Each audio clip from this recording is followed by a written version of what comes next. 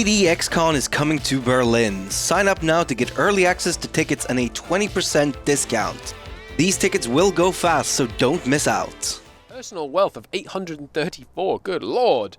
This guy 100% prominent. He also just grew hair. And there you go. As we were looking at him, he one simple trick. Doctors hate him. Yes. Learn what? Oh, his name includes balls.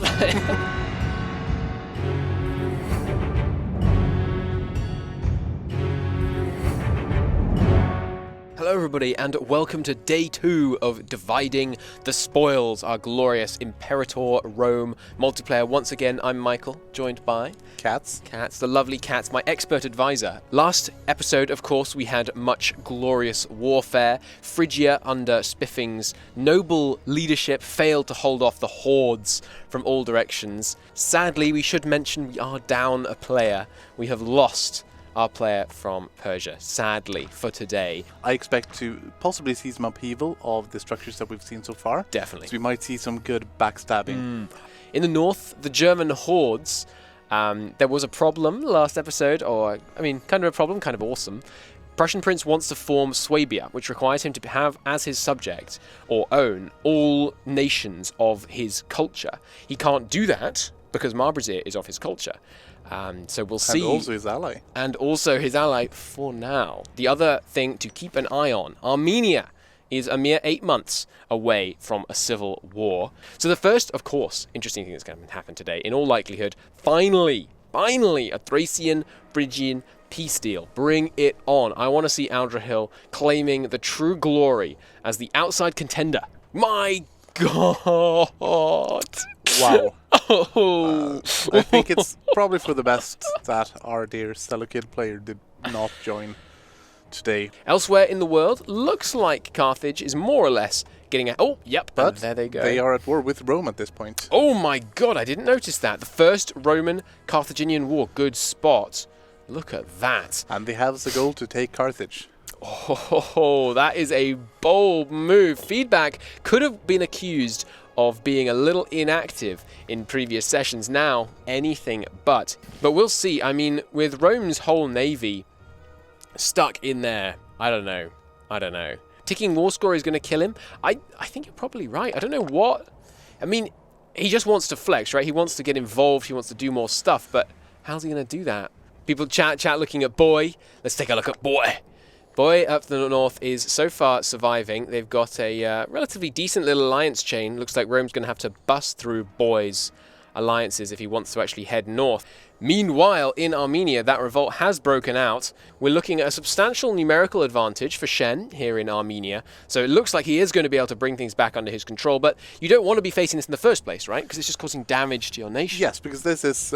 any civil war is only going to hurt yourself. And here we're seeing the civil war mechanics. As they siege down these provinces, they instantly switch, which will be familiar to those of you who've played things like the Always War mod in EU4. Allows for very flexible and dynamic conflicts going on here. How is the Prince of Macedon doing? Well, right now, he appears to have some problems. He's got barbarians to the northeast. He's got enemy Megrans. Let's take a look at his diplomat mode. Oh, yes, look at that. He's decided that Arcadia can't be the only one to be eating up all of these small states down here. He wants some for himself, but it doesn't seem to be going as well. So he attacked all of them simultaneously, which is questionable. Armenia looks like they're pretty rapidly putting down this revolt. Good for them. Meanwhile, the revolt in the east, less easily put down. It looks like the revolt may indeed win. And is that going to change? It's not going to change the government form. It is, actually, I think. They're going to become an autocratic monarchy instead of their previous aristocratic monarchy. Another revolt going on over here in southern Italy. As you can see, in Imperator Rome, you're likely to face revolts that are a much more kind of existential threat than is often previously seen in other Paradox titles, and I like that. So, the Thracian peace deal, he's got up to 61%. I know he wanted to get that capital siege, which he has now got, and he's going full carpet siege mode with some small stacks now. It looks like Thrace is coming to the aid of his Macedonian ally, driving some of those barbarians out of his eastern lands, but not hostile to the 33,000 men, almost 34, sieging down his his capital there. Yes, this does not look good for Macedon. No, not at all. Has Solar Gamer conquered all of India yet? No, but it looks like he is on the case. A small war there. He is trading with various other parts of India. There's no, correct me if I'm wrong, there's no restriction on declaring war on people you're trading with, except that it ends your trade, right? Yes. Rose is going for that final province that she needs in order to form Sicily. Once she's got that, she can form Sicily, which, if it's similar to the forming Crete decision, will give an ultimatum to the other nations. Does it do that? No, just claims. Oh, there's the Phrygian peace deal. What? What happened here? Well, he got some land from Macedon, I suppose but still, that's... that is not what we were expecting substantially more than that. The question now is, should we ask the studios to see if we could get Thrace to talk with us? It's true, yes. Because I'm very curious on what happened here with this peace deal. We have questions. What's up? It wouldn't let me Yes. take in the southern bits as well, because I was having real trouble. They wouldn't accept any peace deal that I was offering. It might be because in the peace deal we were looking at, you were taking land purely just from Phrygia, rather than knocking out a lot of their feudatories. Maybe in the long run, I don't know, this more feudatories cost centralized more, don't they? approach. Yeah, I think so. Honestly, I was panicking. I was honestly panicking because Macedon's requesting help. Good luck. Enjoy your new holdings in Anatolia. We'll see if you manage to get them loyal. So Sicily now has the claims. Is she going after them straight away? Not yet. She's content to wait a bit. She is a bit low on manpower right now, and it's like a kind of Chad meme. We've got here's Rome's fleet on the left, and there's 9 of them, and here's 1/3 of Carthage's fleet on the right, and there's 20 of them. Rome declared war on Carthage. Explain. At the time, I was like in full bully mode for Carthage, and I was thinking, you know what, an extra nation he can fight, that's going to cause him a lot of problems. No. It was a psychological threat. That's what it was. That was. I think it was a psychological victory, Carthage, knowing that you're no threat. Oh, it looks like the revolt in the east being pushed back now. What happened here? Parnia actually fragmented into 3 pieces. What? Okay, Phoscia is heavily moving, it looks like. They were here earlier in the stream, as you can see. Their namesake up here, abandoned as they head south. Can you build ships while migrating? Yes, you can, because as long as you own a port. As But long as if you migrate the people that used to own the port, Yeah. then there's nobody around to, well... Yeah, but you can't Make like the put your ships. migrants on the coast without settling there and then start building boats. Oh my god! Macedonia just lost a substantial amount of land. Egypt looks like they've brought things under control. We haven't taken a look at them yet. They've got these paid off barbarians who are just roaming around looking for someone to target up here. Arcadia, ooh, border with Macedonia. Border with a very much flagging Macedonia, weakening. Yes, and you see what year we are in now. Oh, it's 480, which means anything can happen. With Rome just staying to their area, not building a large navy, with Carthage not really making use of their full potential, with Thrace maybe taking a disappointing peace deal, Macedonia, flagging to the AI after bleeding out too much against Phrygia, obviously with the empire falling apart, and Moria out of the way, Armenia internal strife, Egypt is looking like the dominant power in the region. It looks like, as I predicted last time, he's just going for a little bit of local consolidation for now. So here's the score. We've got Moria in that top spot. Rome, interestingly, in second place. But look at that. Arcadia, as you were saying, the score heavily biased towards growth rather than just big countries staying big. Moria managing to grow extremely well. Obviously, those early huge acquisitions. It looks like Macedon is going to be Macedon soon. I like it. The real reason Alexander went so far east is because he wanted his name on the map to be as large as possible. It's canon. I mean, that is how history... Yeah. Name size is the only thing that matters. What is happening on the Thrace-Phrygia border? Okay, good spot. It looks like, as I predicted, he is going over Byzantium. Are there any events for Christianity? No, well, our game ends before Christianity arrives. So Yes. it'd be a bit odd if there were, really. Oh, look! There we go. Sicily all united under one banner. Very nice. And she's left some internal forts. Oh, I see a Carthaginian fleet moving over to the other side of Rome. Yes, but there are no troops on it, so it might just be to have a look. Perhaps preparing for a naval superiority conflict, where if you can blockade more ports than your opponent, you start getting that lovely ticking war score. The tribe of Bastonia would like to announce their leader has died. Long live the tribal king. Let's take a look here. Oh, and taken a bunch of land. Tribal chief of the migratory tribe. He is, good lord, a 7-10 5-8. I have never seen a 10 before. That is really I would like to say impressive. that I haven't, but we had in the dev clash a godly king. Oh, really? Yeah, let's just say that his best stat, sure, 19 military. What? I didn't...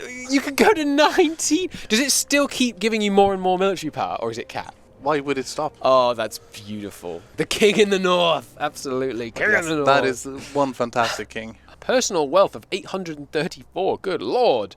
This guy, 100% prominent. He also just grew hair. And there you go. As we were looking at him, he... one simple trick. Doctors hate him. Yes. Learn what... Oh, his name includes bald. Can you move a nation's capital? I don't know. Can you move your capital? Not yet. Not yet. Well, you could. You just have to lose your capital. He has 666 treasury. That's how he grew the hair. It's like in CK2 when you're castrated and you desperately need to have an heir. You just have to really go for it. At that point, you go to Satan. But yeah, we've all been there. Oh, yeah. I mean, everyone's been in that situation where you're in the Middle Ages, you've got no penis, you need a new one, so you worship Satan. Then you sacrifice people to appease Satan, of course. Mostly children, virgins, Yes. that kind of thing. Possibly your own children. Yeah. The civil war in Armenia, oh god, it's got much worse for him. By the looks of things, he's lost a huge amount of land. Ooh, I'm being told that I should check out Alexandria. Look at that. Military Nerd just built the great lighthouse of Alexandria. Look at it. It's beautiful. It's on land. Isn't the great lighthouse at sea? Well, it's by the sea. Egypt expanding nicely. Their font, not quite what it could be if they perhaps wanted to take over some of these migratory tribes. That might help out. It looks like they have another one. Or is that just an empty that's province? just a very empty city. I see. Okay. Cinematic Rome. All right, here you go. Here you go. Rome with its glorious... Is this a particular temple that I should know the name of? Maybe. Maybe. Maybe. We'll go with maybe. Look at that. It's glorious.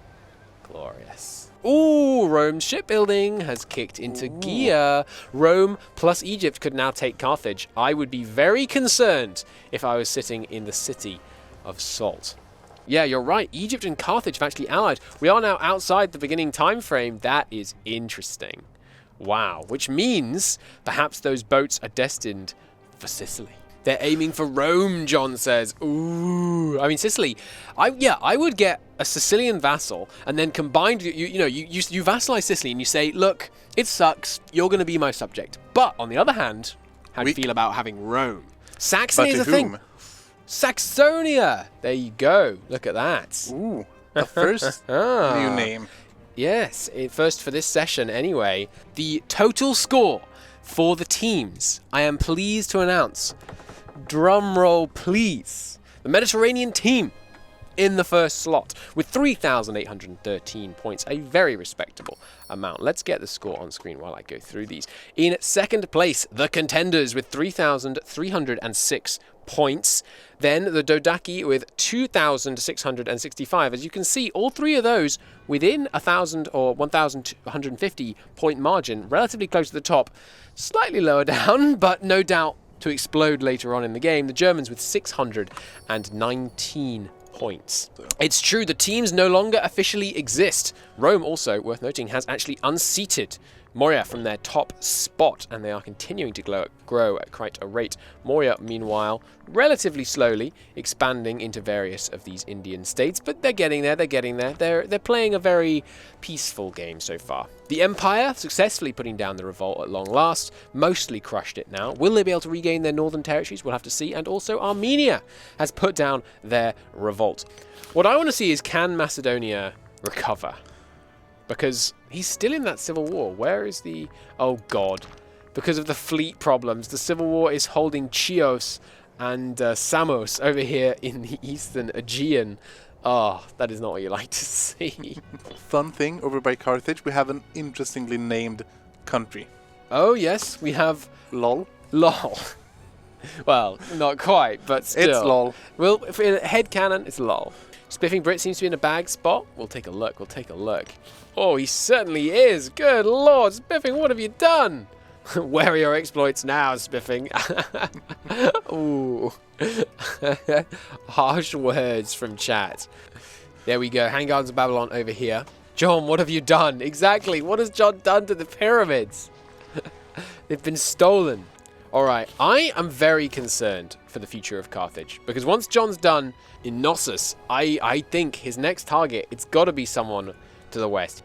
I love how the presenters think that Egypt has some wacko crazy plan. We just hope everyone has a wacko crazy plan, because it's just better that way, right? Oh god, meanwhile, Armenia has ended their revolt, but is immediately being attacked from 3 sides. The President of the United States, Albania, and Pate are all attacking them.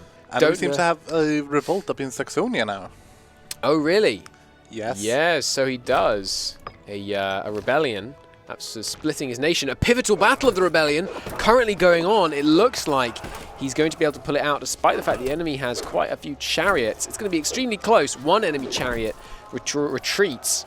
Oh, I don't know. I think he might lose this one, especially with reinforcements coming in. His allies standing by, not willing to come in. The clan retinue passing him by. We were defeated. In the future. Oh, God! Who? Pontus, why you do this? Oof. Albania is no more. And we thought America wasn't in this game. Insider info here. Apparently John has joined a chat with the Prince of Macedon and the heir of Carthage on a voice chat. Ooh. But I think we need to dwell on this for just a bit longer. I think we will try and get Shen back into the game. So, Shen. What's up? The President of the United States took you down. Oh, yeah? Yeah. Pontus instead of POTUS? I mean, similar, yeah. It's close enough.